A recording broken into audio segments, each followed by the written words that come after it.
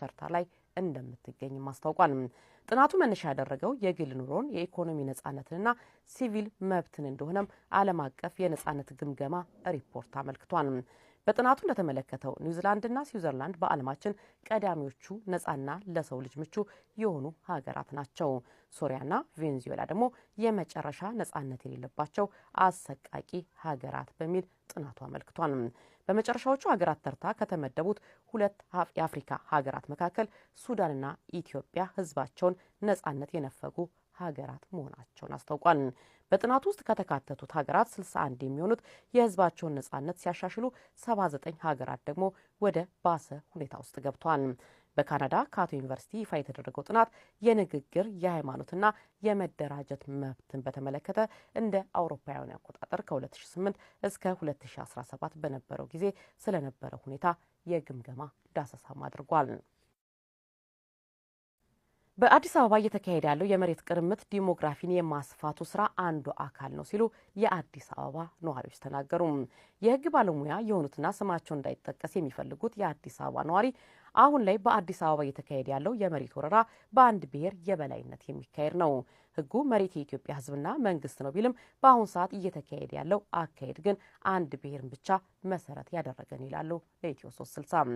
ከተለያዩ አካባቢዎች መጥተው ሸራ ወጥረው የሚኖሩ ዜጎችና ህጻናትን ጭምር እያስለቀሰ ፍርድ ቤት የሚገትር የህግ ስርዓት በህገ ወጥ መንገድ መሬትን ለሚወሩ አካላት ግን ከለላ ሲሆን ይታያል ሲሉም ይወቅሳሉ። በፊት ላይ ህገወጥ ግንባታዎች ሲካሄዱ በየመንደሩ እየዞረ ያፈርስ የነበረው የየወረዳው ግብረ ኃይል ዛሬ ላይ ለህገወጥ ግንባታው ተባባሪ መሆኑንም ይናገራሉ። ሌላው የአዲስ አበባ ነዋሪ በመካኒሳ ባህና ማርያም ሰፈራ ተብሎ በሚጠራው አካባቢ እንዲሁም በሰሚት እየታዩ ያሉት የመሬት ወረራዎች ከላይ ጀምሮ ባሉ አመራሮች የታገዙ ናቸው ብለዋል። ይህ ድርጊት እነዚህ ቦታዎች ብቻ ሳይሆን በርካታ አካባቢዎችንም ያካትታል። እሳቸው እንደሚሉት በሰሚት አካባቢ ባዶ ቦታ ስታገኙ ውሰዱ ተብሎ መመሪያ የተሰጣቸው የአንድ ብሔር ወጣቶች አሉ። በዚህ ውስጥ ደግሞ ቦታቸውን በህገወጥ መንገድ ተነጥቀው በህጉ መሰረት የሚዳኛቸው አካላት ተው እያለቀሱ ያሉ ዜጎችን ቤቱ ይቁጠራቸው ሲሉም ለኢትዮ 360 ተናግረዋል። በመካኒሳ በገበያ መሃል ከየት እንደመጡ ለማይታወቁ ሰዎች ታጥሮ የተሰጣቸው ቦታ እንደ ከተማም እንደ ሀገርም የህግ ስርዓቱ መሞቱን የሚያሳይ ነው ሲሉም ገልጸዋል። በሪል ስቴት ስም እየተጨፈጨፈ ያለው የካ ጋራ ጫካም የዚሁ ወረራ አካል አንዱ ነው ሲሉም ሌላው የአዲስ አበባ ነዋሪ ይናገራሉ። በከተማዋ በሪል ስቴት ስም የሚሰራባቸው ሰፋፊ ቦታዎችን በህጋዊ መንገድ መስጠት ሲቻል ለምን የታሪክ አሻራዎች ይጠፋሉ ሲሉም ይጠይቃሉ። ይህን ጉዳይ በተመለከተ ለ11ኛ ጊዜ ለከንቲባው ጽህፈት ቤት ደብዳቤ መጻፉንና በገጻቸው ላይ ለመለጠፍ መሞከሩን ተናግረዋል። ምላሹ ግን ጆሮ ዳባ ልበስ ነው ሲሉ ነዋሪዎቹ ምሬታቸውን ለኢትዮ 360 ተናግረዋል። የሶማሌ ክልል በተወካዮች ምክር ቤት የነበረውን ውክልና ሙሉ በሙሉ እንዲመለስለት የብሔራዊ ምርጫ ቦርድን ጠየቀ። ክልሉ ለቦርዱ በጻፈው ደብዳቤ ላይ እንዳመለከተው ህገ መንግስቱ ከ3 ሚሊዮን በላይ ህዝብ ያለው የሶማሌ ክልል በምክር ቤቱ 32 መቀመጫዎች እንዲኖሩት ይደነግጋል። ይህም ውሳኔ የተላለፈው እንደ ሀገር በ1987 የተካሄደውን የህዝብና ቤት ቆጠራ ተከትሎ ነው። ነገር ግን የውሳኔ ተቀይሮ ከተሰጠው መቀመጫ 9 ተቀንሶበት በፓርላማ ውስጥ 23 የውክልና መቀመጫ ብቻ እንዲኖረው ተደርጎ መቆየቱን ደብዳቤ ይጠቅሳል። በመሆኑም ብሔራዊ ምርጫ ቦርድ በህገ መንግስቱ የተቀመጠለትን መብት አክብሮ በቀጣዩ ምርጫ የክልሉ የውክልና ቁጥር እንዲስተካከልም ጠይቋል። ክልሉ በደብዳቤ ለብሔራዊ ምርጫ ቦርድ ጥያቄውን ያቅርብ እንጂ ቦርዱ በዚህ ጉዳይ ላይ ስለተሰጠው ምላሽ የታወቀ ነገር የለም። በመጨረሻም በድሬዳዋ ዩኒቨርሲቲ ያለው ሁኔታ ከእለት ወደ እለት እየተባባሰ መምጣቱን ተማሪዎች ገለጹ። ተማሪዎቹ ለኢትዮ 360 እንዳሉት በዩኒቨርሲቲ ችግር እየፈጠሩ ባሉ ተማሪዎች ምክንያት ትምህርታቸውን አቋርጠው ወደ ቤተሰቦቻቸው ተመልሰው ነበር። ዩኒቨርሲቲው ችግሩ እንደተቀረፈና የመማር ማስተማሩም ስራ እንደተጀመረ የሚገልጽ መልእክት በማስተላለፉ መመለሳቸውን የሚገልጹት ተማሪዎች ወደ ዩኒቨርሲቲው ሲመለሱ ግን የገጠማቸው ነገር ተቃራኒ መሆኑን ይገልጻሉ። አሁንም እነዚሁ በዩኒቨርሲቲ ውስጥ ለራሳቸው ቄሮ የሚል ስያሜ ሰጥተው የተደራጁ ተማሪዎች ትምህርት ይጀመር ሲሉ ይጀመራል፣ ይቋረጥ ሲሉም ይቋረጣል። ይህ ባለበት ሁኔታ ነው ዩኒቨርሲቲው ትምህርት ስለተጀመረ ተመለሱ የሚል መልእክት ልኮ በአዲስ አበባ ካሉት ተማሪዎችም ወደ ዩኒቨርሲቲው እንዲመለሱ 4 አውቶቡሶችን መድቦ እንዲመጡ ያደረገው ሲሉም በሀዘኔታ ይገልጻሉ። የዩኒቨርሲቲው መምህራን የዚሁ ጥቃት ሰለባ መሆናቸውንም ጨምረው ይገልጻሉ። ለመምህራኑ ወደ ዩኒቨርሲቲው መምጣት ፈተና መሆኑን በመጠቆምም ጭምር በየጊዜው በተማሪዎችና በመምህራን ላይ የሚደርሱ ጥቃቶች ከፌዴራል ለመጣውም ኃይል ተርፏል ሲሉ ይናገራሉ።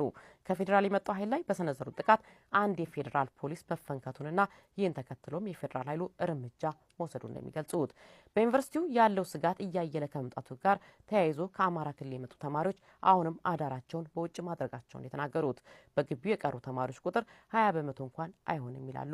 ለኢትዮ 360 ባደረሱት መረጃ ኢትዮ 360 ተማሪዎቹ የችግሩ ዋና ተዋናይ ናቸው ብለው የሚከሷቸውን የዩኒቨርሲቲው ምክትል ፕሬዝዳንትን ጨምሮ ሌሎች አካላትን አግኝቶ ለማነጋገር ያደረገው ሙከራ አልተሳካለትም። ከኢትዮ 360 የሙከራ ስርጭታችን ለዛሬ ይዘናቸው የነበሩ ዜናዎቻችን የእስካሁኖቹ ነበሩ። ከሌሎች ፕሮግራሞቻችን ጋር ጤና ይስጥልን።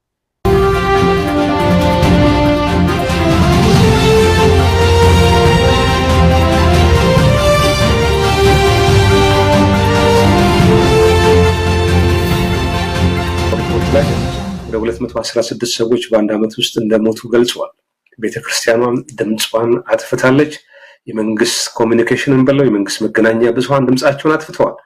በዚህ ጉዳይ ትኩረት ሰጥተው የዘገቡት ቢቢሲ፣ ቮይስ ኦፍ አሜሪካ፣ ዶቼ ቬለ እንዲሁም ሌሎች እኛን የመሳሰሉ ለህዝብ የቆሙ መገናኛ ብዙሃን እንደሆኑ ነው የታዘብነው። በመንግስት በኩል ዝም ጭጭ ነው የተባለው። ምክንያቱም ምን እንደሆነ አናውቅም። ቤተክርስቲያኗም ድምጿን አጥፍታለች። ይህንን በተመለከተ እንግዲህ የመወያያ ርዕስ አድርገናልና የአካባቢው ነዋሪዎች ስልታዊ ዘር ማጽዳት ነው የሚሉት። በመንግስት በኩል እስካሁን የተወሰደ እርምጃ የለም። እነዚህ ሰዎች የሞቱት ሰዎች የቀብር ስነስርዓታቸው በማግስቱ ህዳር 20 ሲፈጸም አንድም የቤተ ክህነት ኃላፊዎች አልተገኙም። እጅግ አነጋጋሪ ጉዳይ ነው። በተለይ ለእምነቱ ተከታዮች በዚህ ላይ እንወያያለን። ይህንን በተመለከተ በዚህ ርዕስና በጃልሰኒና በነሽመልስ መካከል ስምምነት ተደረገ የሚለው ላይ ሀሳብ እንዲሰጡን ከአዲስ አበባ አቶ አበበ አካሉን አግኝቻለሁ። አቶ አበበ ስለ ጊዜ በጣም አመሰግናለሁ። ይህ ሸርካውን ግድያ እንዴት ታዘብከው? እጅግ ዘግናኝ ነው። ከሟች ቤተሰቦች መካከል አንድ ወንድማቸው ከተገደለባቸው አንዱ እንደነገሩን በጣም ስልታዊ ዘር ማጽዳት የሚመስል ነው። አሁንም ተጨንቀናል። አዝመራ መሰብሰብ አልቻልንም። ቀን ቀን ገበሬው ያርሳል፣ ይቆፍራል፣ አዝመራው ለማጨድ ይሞክራል። ማታ ማታ እንግዲህ በጎቹንም ፍየሎቹንም ከብቶቹንም ለጅብ ትቶ የወጣበት ሁኔታ ለከተማ መጥቶ ነው የሚያድረው ብለውናል። ህዝብ በዚህ ደረጃ አቅመቢስ አገር አልባ ሲሆን ልብ ያደማልና እንደው የከተማው ነዋሪስ ምን ተሰማው? የእምነቱ ተከታዮች እንደው መረጃዎች ካሉ አቶ አበበ ከዚህን ጀመር ያንተንም ስሜት ከመግለጽ። ወንድማገኝ አመሰግናለሁ። ይሄ እኮ ኢትዮጵያ ውስጥ የለመድነው ነገር ነው። እንዲህ አይነት ዜናዎች ሁሌ ከጆሮአችን ርቀው ያቆሙና ተለማመድ ነው። አሁን ይህን ግድያዎችን የግፍ ግድያውን በቃ በየቀኑ የምንሰማው ዜና ስለሆነ ልክ እንደ ሙዚቃ የተለማመድ ነው ይመስላል። ምንም አይመስለንም ሁላችንም። እና ምናልባት ጥቂት ሀገር ተቆርቋሪዎች ምናምን ይሄን ጉዳይ ያነሱታል እንጂ ምንም አይመስልም። እና ይሄ ተለማመድ ነው እና መንግስትን መለማመዳችንን ሲያውቅ ይመስለኛል የሰው ልጅ ሞትና ግድያ እንደ ተራ ነገር ይቆጠር ጀመር። ዜጎች ወጥተው ሰርተው የማይችሉበት ሁኔታ ሲገደሉ ሲታይ እርስ በርስ እንገዳደል እንደ ተራ ነገር ተቆጠረ። አንደኛ የመንግስት ሚዲያ በራሱ መርጦ አልቃሽ ነው። እውነት ለመናገር እኔ የምለው የጋዛን እልቂት እስራኤልና የፍልስጤምን እልቂት የሚያሳየን የመንግስት ሚዲያ የእኛ ሀገር ላይ ሲመጣ ለምን ሁሉም ነገር ሰላም እንደሆነ ምንም ችግር እንደሌለ ተደርጎ እንዲቆጠር ነው የሚፈልገው።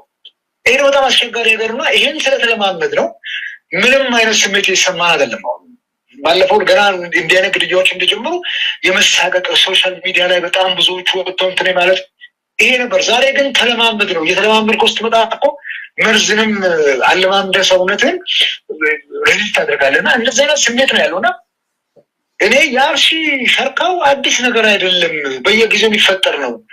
ለምንድን ነው? ስለለመድ ነው። ኢትዮጵያውያን ዝም ነው የምንለው። በቃ እንዲያውም አግራሞትንም የሚጭርበት ሰው ማግኘት በጣም ከባድ ነው እና ይሄ ሽርካው እንትን ልክ ለሰማ ብዙ እንትን እናያለን እና በቃ ሰው ኑሮም ሰማይ ተደፍቶበታል። የኑሮው ኤቭሪ እንትን ውስጥ ነው ያለው። የራሱ የህይወት ችግር ምስቅልቅል ነውና የሌላውን ሰው ጉዳት ለማየት የሚያደርገው እንትን እኔ በጣም ደካማ ይመስለኛልና ሪሊ ለምደነዋል ነው የምለው። ወንድማገኝ እንደው ለምደነዋል ብሎ መቀጠል ነው። ምናልባት የወንጀሉ በዚህ የወንጀል ድርጊት ተባባሪ ምናልባት መንግስት ሸኔ ብሎ የሚጠራው ነው። የኦሮሞ ነጻነት ሰራዊት ብዙ ጊዜ እኔ እንዲህ አይነት ነገር አልፈጽምም ይላል። ነገር ግን ምናልባት መንግስት ቀጥታ ባይፈጽመም የህዝቡን ሰላምና ደህንነት ባለመጠበቅ የመጀመሪያው ተጠያቂ መንግስት ነው። ይህን በተመለከተ ግፊት የመፍጠሩ እንቅስቃሴ ህዝብ እንዴት እፎይታ ያገኝ? በሀገሩ ባይታወር የሆነበት ሁኔታ ተፈጥሯል እና እንደው እንደ ምክር ሀሳብ እንደ መፍትሄ የሚቀመጥ ነገር አለ? እንደው የደነዘዝንበት ሁኔታ ምንድን ነው ምክንያቱ? አቶ አበበ